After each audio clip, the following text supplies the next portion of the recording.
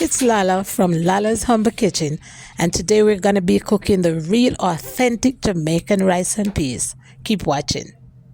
Coconut! So here we have red kidney beans, and I'm going to be soaking my kidney beans overnight.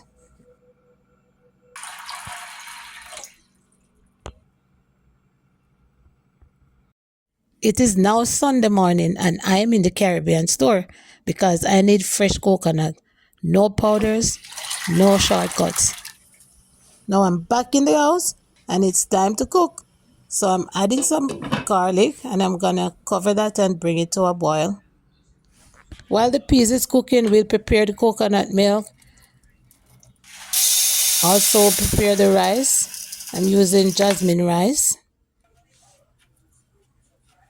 And my hubby is getting the coconut here ready to make some coconut milk.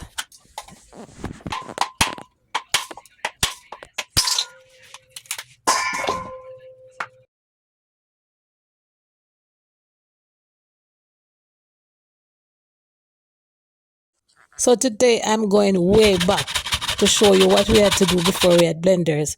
We had to grate everything. Coconut, carrot, other fruits when we wanted to make fruit juices. But today we have blenders. And so it makes the job a little bit easier. So right there you can see that we have our blended juice. And we're just going to strain that off and get it ready to put in the pot. And since you've made it this far, I must remind you to like, subscribe, and leave a comment. So now the peas is cooked and I'm about to add coconut milk and season up the pot.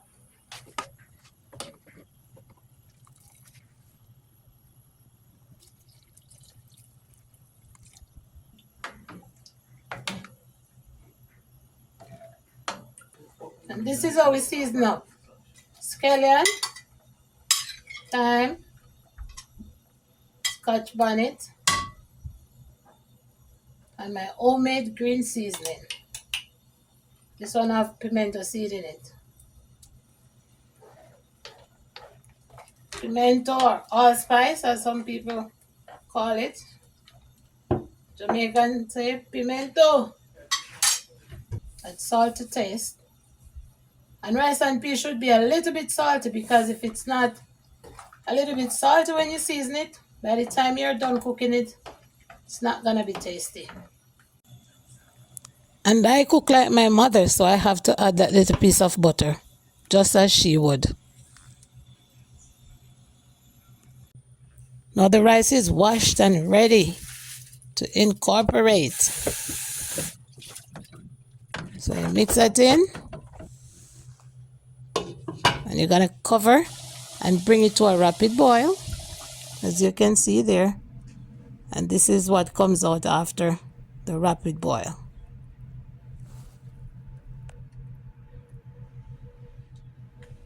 The next step is very crucial to cooking rice and peas. This is the step where you fluff the rice. You see that you're going to take a fork and you're going to fluff up the rice. And by doing so, you're creating air pockets between the rice so the steam can circulate to finish cooking the rice on a very low flame. So after you fluff the rice, you're gonna get grease paper, aluminum foil. I used to use plastic, not anymore. So you use aluminum foil. It's not touching the food, just on top of the pot, or you can use grease paper. You cover that and then you seal it with the cover, and that will remain on a low steam, a low flame, and that will just steam the rice perfectly. So now take a look. This is the end product of the Jamaican rice and peas with the fresh coconut milk. And as you can see, the signature scotch bonnet is just sitting right on top. So I hope you learned something today. If you really want to cook Jamaican rice and peas, I hope you can follow from my video and you will also make a lovely pot of rice and peas. Yeah, man. We're not gatekeeping anything. We're showing you how we do it because everybody loves Jamaican food. And we are here to show you how to accomplish and how to also make yummy and delicious Jamaican food.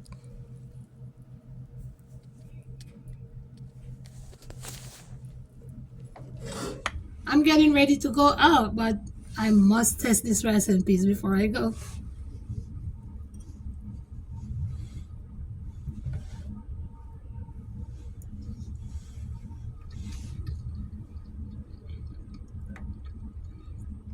The coconut. Mmm, coconut. Mmm, you don't even need meat. I'm not eating any meat right now, only fish, but the coconut, wow. Thank you for stopping by, and remember to keep watching for more authentic Jamaican food deliciousness. Bye.